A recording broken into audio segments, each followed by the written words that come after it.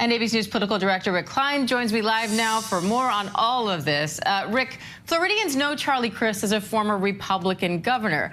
Now he's just been picked as the Democratic candidate to take on currently Republican Governor Ron DeSantis in November. So how is that race shaping up?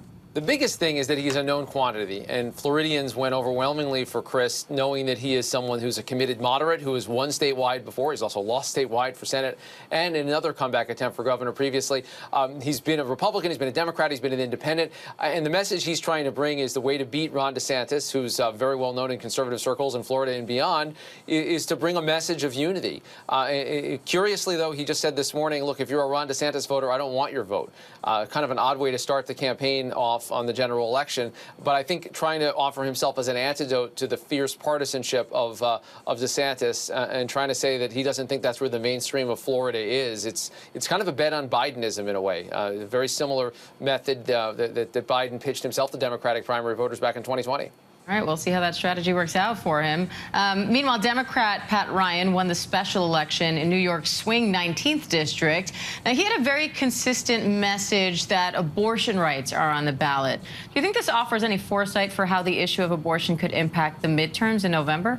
No question. He put abortion rights front and center. His Republican opponent said, wait, abortion really isn't a question in New York. What are you talking about? Why is this? It's more of a settled issue. But ultimately, Ryan was able to outperform Joe Biden in a district that's pretty swingy. It can go either way. A lot of Democrats were worried about losing this seat just a few months before the general election. This is a big boost to Democratic prospects, and it's the third special election in a row where Democrats outperformed their 2020 numbers. Doesn't mean necessarily they win in these districts, but it does show that their voters are turning out. And of course, this happens just 3 weeks after that surprise vote in Kansas, where Kansas voters overwhelmingly affirmed a right to an abortion. So it does seem like Democratic voters are engaged and energized around the issue of abortion in the wake of Roe v. Wade being overturned. All right, and we need to talk about student loans because sources say President Biden could announce as early as today forgiving up to $10,000 in student loan debt for people who make less than $125,000 a year. So first, walk us through the practical impact here. Who will be helped? How will they be helped? And how is this being paid for? Well, sure. I mean, obviously, the income limit means that it's only people that make less than essentially 6 figures that have this kind of relief.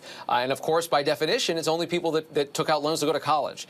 So a lot of the people that we're hearing some groups complain about not being helped here wouldn't be helped in this in any event. Plus, many people, if not most of the student loan borrowers that are most concerned about this, have far more than $10,000 in debt. So I think it's being viewed as with a lot of skepticism on both sides. It doesn't go as far as the original campaign promise. It doesn't go nearly as far as many on the progressive left were pushing President Biden to do. He felt like he had limited authority to do anything. And on the flip side, you've got Republicans calling this as a giveaway to a portion of the Democratic base.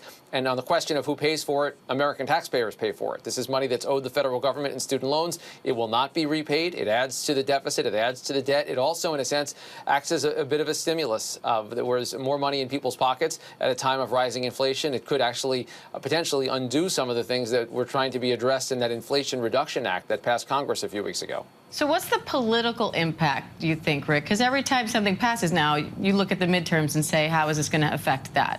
100%. Of course, we're only about 76 days out, not that anyone's counting, from the midterm elections. This was something that needed to be delivered on as a promise. There was so much noise and so much anger over the failure of this administration to make good on what the initial promise was around it, that they needed to do this. This is something that President Biden, I don't think, was inclined to ever do, frankly. He was being pushed on this issue, pushed along, now made as urgent as possible. We're going to hear from him tomorrow night, outlining some of his midterm messaging here in Maryland. And of course, he wants to have as many wins as possible. All right, Rick Klein, always great to have you, Rick. Thank you. Thanks, Diane. Hi, everyone. George Stephanopoulos here. Thanks for checking out the ABC News YouTube channel. If you'd like to get more videos, show highlights, and watch live event coverage, click on the right over here to subscribe to our channel. And don't forget to download the ABC News app for breaking news alerts. Thanks for watching.